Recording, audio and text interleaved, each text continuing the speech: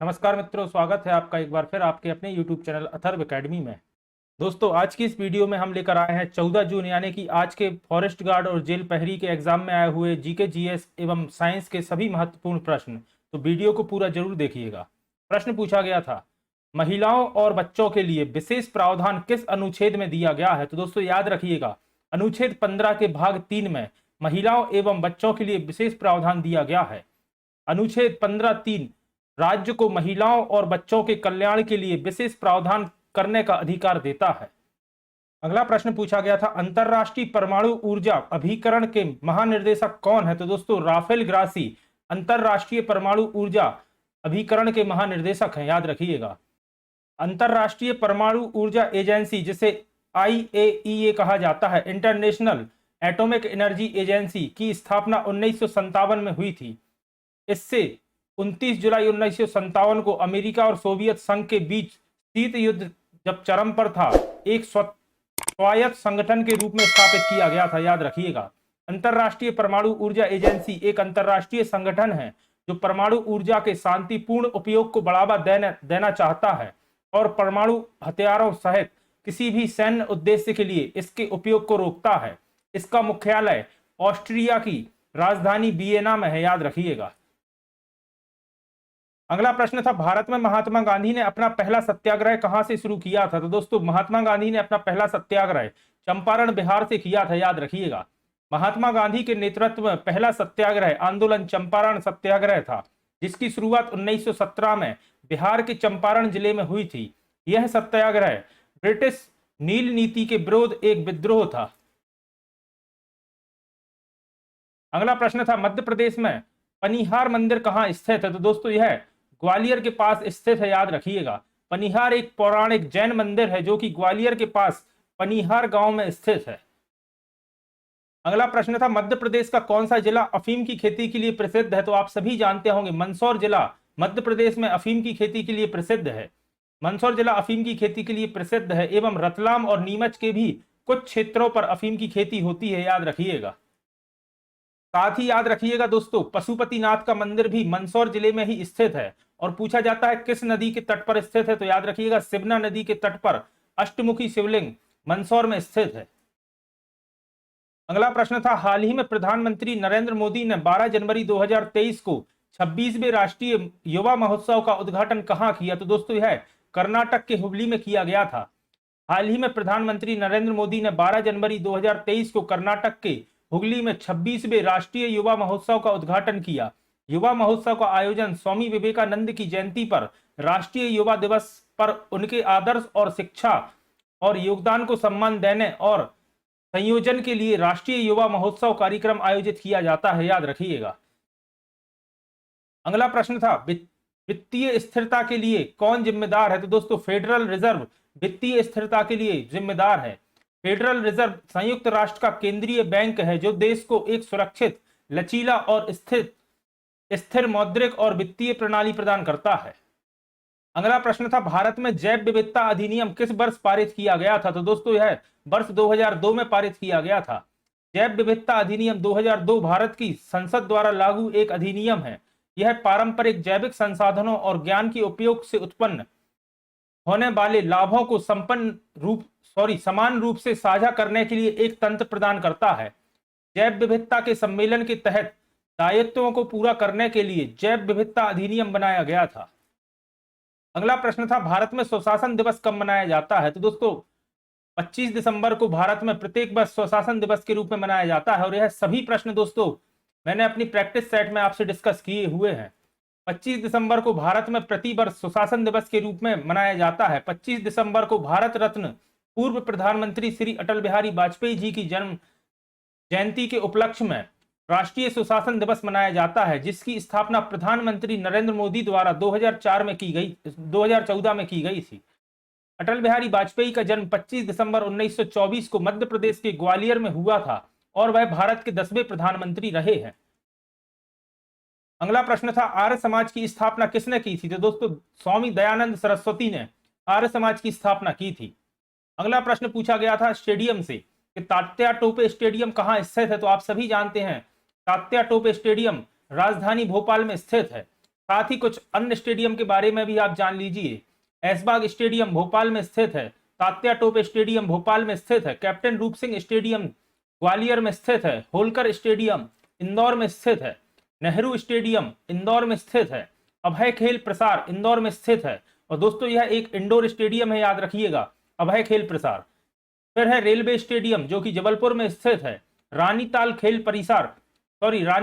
परिसर जो कि जबलपुर में स्थित है, ठाकुर रणमत सिंह स्टेडियम जो कि रीवा में स्थित है, याद रखिएगा।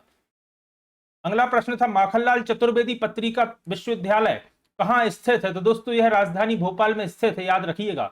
माखनलाल चतुर्वेदी जी का जन्म मध्य प्रदेश के नर्मदापुरम जिले में हुआ था, यह भी आप याद रखिएगा। माखनलाल चतुर्वेदी राष्ट्रीय पत्रकारिता एवं संचार विश्वविद्यालय का नाम भारत के विख्यात पत्रकार, कवि एवं स्वतंत्रता सेनानी श्री माखनलाल चतुर्वेदी के नाम पर रखा गया है। मध्य प्रदेश की राजधानी भोपाल में स्थित विश्वविद्यालय के निर्माण के पीछे मुख्य उद्देश्य मास मीडिया के क्षेत्र में बेहतर प्रशिक्षण और शिक्षण को बढ़ावा देना था। इसकी स्थापना 14 अगस्त 1990 में हुई थी, याद रखिएगा।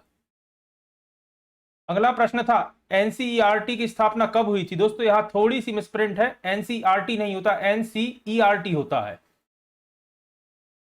National council for educational research and training, और इसकी स्थापना 27 जुलाई 1961 में हुई थी। राष्ट्रीय शैक्षणिक अनुसंधान और प्रशिक्षण परिषद, जिसे आप एनसीईआरटी कहते हैं, भारत सरकार द्वारा 1961 में स्थापित एक स्वतः संगठन है जो स्कूली शिक्षा में गुणात्मक सुधार के लिए नीतियों और कार्यक्रमों पर केंद्र और राज्य सरकारों को सहायता और सलाह देता है। फिर प्रश्न था नाइट्रोजन गैस का रासायनिक प्रतीक क्या है? तो दोस्तों आप सभी जानते हैं N2 होता है नाइट्रोजन गैस का सिंबल।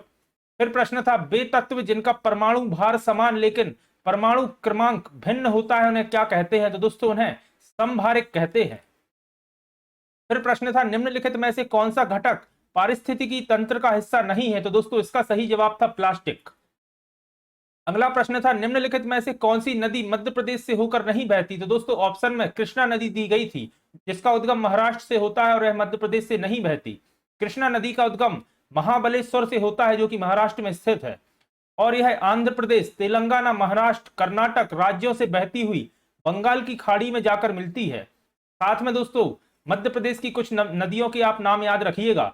मध्य प्रदेश की सबसे बड़ी नदी नर्मदा एवं चंबल, ताप्ती, सोन, जोहिला, बेतवा, छिप्रा, सिंध, माही, केन, तिबना एवं जामनी नदियां हैं। यह कुछ मध्य प्रदेश की प्रमुख नदियां हैं, याद रखिएगा। मध्य प्रदेश की सबसे बड़ी नदी नर्मदा नदी है, जिसका उद्गम अमरकंटक से होता है।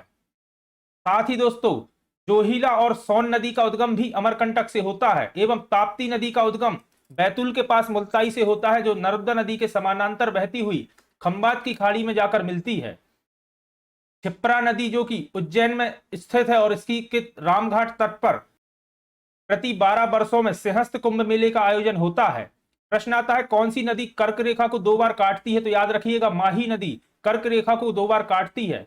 तिबना नदी जो कि मंदसौर से होकर बहती है और इसी नदी के तट पर मंदसौर में पशुपतिनाथ का मंदिर स्थित है। और प्रश्न आता है कि मध्य प्रदेश और उत्तर प्रदेश की सीमा कौन सी नदी बनाती है? तो याद रखिएगा उस नदी का नाम है जामनी नदी, जो कि मध्य प्रदेश और उत्तर प्रदेश की सीमा बनाती है।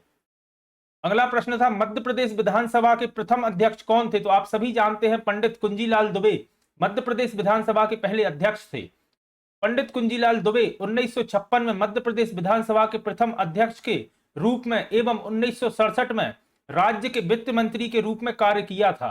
वह रानी दुर्गावती विश्वविद्यालय के शुरुआती कुलपति और नागपुर विश्वविद्यालय के प्राचार्य थे। साथ ही वह भारतीय अंतर विश्वविद्यालय बोर्ड के अध्यक्ष भी रहे हैं। साथ में याद रखिएगा मध्य प्रदेश विधानसभा के वर्तमान अध्यक्ष गिरीश गौतम जी हैं। फिर प्रश्न था नरहरि शाह कहां के अंतिम शासक थे? तो दोस्तों नरहरि शाह गढ़मंडला के अंतिम शासक थे। फिर प्रश्न था डूरंड कप 2022 का कहां आयोजित किया गया था? तो दोस्तों याद रखिएगा डूरंड कप एक फुटबॉल क्लब है, याद रखिएगा, और इसका आयोजन कोलकाता में किया गया था। डूरंड कप एशिया का सबसे पुराना फुटबॉल क्लब टूर्नामेंट है। 2022 में डूरंड कप का 131वां सीजन था, जो कि 16 अगस्त से 18 सितंबर के बीच कोलकाता के सॉल्ट लेक स्टेडियम और किशोर भारती स्टेडियम में खेला गया। इसके अलावा कुछ मैच इम्फाल और गुवाहाटी के स्टेडियमों में भी खेले गए थे। डूरंड कप की शुरुआत 1888 में शिमला से हुई थी, याद रखिएगा। फिर प्रश्न था, जयपुर इंटरनेशनल फिल्म फेस्टिवल के 15वें संस्करण के उद्घाटन समारोह में लाइफ टाइम अचीवमेंट अवार्ड से किसे सम्मानित किया गया है? तो दोस्तों अभिनेत्री अपर्णा सेन को इस समारोह में लाइफ टाइम अचीवमेंट अवार्ड से सम्मानित किया गया है। इस समारोह में 63 देशों के 282 फिल्मों की स्क्रीनिंग की गई थी, याद रखिएगा। अगला प्रश्न था, कनिष्क का संबंध किस वंश से है? तो दोस्तों कनिष्क कुषाण वंश के एक राजा थे, याद रखिएगा। कनिष्क कुषाण वंश के राजाओं में से एक महान राजा था। अगला प्रश्न था, संविधान सभा ने भारत का संविधान कब पारित किया? तो आप सभी जानते हैं 26 नवंबर 1949 को भारत की संविधान सभा ने भारत का संविधान पारित किया था।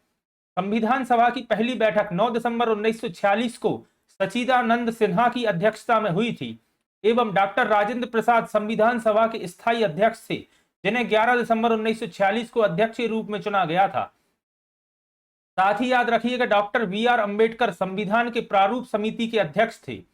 भारतीय संविधान सभा ने 26 नवंबर 1949 को भारतीय संविधान पारित किया एवं 26 जनवरी 1950 को इसे संपूर्ण भारत में लागू कर दिया था। अगला प्रश्न था, 2011 की जनगणना के अनुसार मध्य प्रदेश का लिंगानुपात कितना है? तो आप सभी जानते हैं मध्य प्रदेश का लिंगानुपात 931 है। 2011 की जनगणना के अनुसार बालाघाट जिला प्रदेश में सर्वाधिक लिंगानुपात वाला जिला है, जहां का लिंगानुपात याद रखिएगा 1021 है और न्यूनतम भिंड जिले का लिंगानुपात है 837। इसके अलावा याद रखिएगा, पूछा जाता है कि किस जिले का लिंगानुपात मध्य प्रदेश के लिंगानुपात के बराबर है? तो रीवा जिले का लिंगानुपात भी 931 ही है, जो कि मध्य प्रदेश के बराबर है। अगला प्रश्न था, इंदिरा गांधी राष्ट्रीय जनजाति विश्वविद्यालय की स्थापना कब हुई थी? तो याद रखिएगा दोस्तों, यह अनूपपुर जिले के अमरकंटक में स्थित है और इसकी स्थापना 2008 में हुई थी। इंदिरा गांधी राष्ट्रीय जनजाति विश्वविद्यालय अमरकंटक में स्थित है, जिसकी स्थापना 2008 में हुई थी। फिर प्रश्न था, मध्य प्रदेश की कौन सी नदी पश्चिम की ओर बहती है? तो दोस्तों मध्य प्रदेश की 3 नदियां पश्चिम की ओर बहती हैं, नर्मदा, ताप्ती एवं माही। अगला प्रश्न था, भारत में फरवरी 2022 में यूक्रेन से भारतीयों को किस मिशन के तहत निकाला गया था? तो दोस्तों इस मिशन का नाम था ऑपरेशन गंगा। भारत सरकार ने 26 फरवरी 2022 को युद्ध प्रभावित यूक्रेन से भारतीयों को लाने के लिए ऑपरेशन गंगा के तहत 219 लोगों को निकाला था। अगला प्रश्न था, मध्य प्रदेश में ग्लोबल इन्वेस्टर समिट का आयोजन कहां किया गया था? दोस्तों कई बार पूछा जा चुका प्रश्न है और इसका सही जवाब था इंदौर। मध्य प्रदेश में इंदौर में 11 और 12 जनवरी को ग्लोबल इन्वेस्टर समिट का उद्घाटन प्रधानमंत्री नरेंद्र मोदी ने किया था और इस आयोजन में 84 देशों के 447 अंतरराष्ट्रीय प्रतिनिधि शामिल हुए थे। और याद रखिएगा, उद्घाटन नरेंद्र मोदी ने वर्चुअली किया था। अगला प्रश्न है, विश्व खाद्य दिवस कब मनाया जाता है? तो दोस्तों 16 अक्टूबर को विश्व खाद्य दिवस के रूप में मनाया जाता है। विश्व खाद्य दिवस खाद्य एवं कृषि संगठन द्वारा प्रतिवर्ष 16 अक्टूबर को मनाया जाता है। अगला प्रश्न था, आर्थिक नियोजन को निम्नलिखित में से किस सूची में रखा गया है? तो दोस्तों इसे समवर्ती सूची में रखा गया है। अगला प्रश्न था, निम्नलिखित में से किसका संबंध मेहर घराने से है? तो दोस्तों 3 से 4 बार पूछा जा चुका है वन रक्षक के एग्जाम में यह प्रश्न। उस्ताद अलाउद्दीन खां का संबंध मेहर घराने से है। उस्ताद अलाउद्दीन खां एक सरोद वादक संगीतकार थे। वह भारतीय शास्त्रीय संगीत के सबसे उल्लेखनीय संगीत शिक्षकों में से एक थे, जिनका संबंध मेहर घराने से था। प्रतिवर्ष मेहर में अलाउद्दीन खां समारोह का आयोजन किया जाता है। मेहर दोस्तों मध्य प्रदेश के सतना जिले के अंतर्गत आता है, याद रखिएगा। अगला प्रश्न था, निम्नलिखित में से कौन सी अधातु द्रव अवस्था में पाई जाती है? तो दोस्तों याद रखिएगा, ब्रोमीन एक अधातु है और द्रव अवस्था में पाई जाती है। साथ ही याद रखिएगा, इसका परमाणु क्रमांक या एटॉमिक नंबर 35 होता है, 35। अगला प्रश्न था, निम्न में से कौन जैव निम्नीकरण अवशिष्ट है? तो दोस्तों इसका सही जवाब था जूट।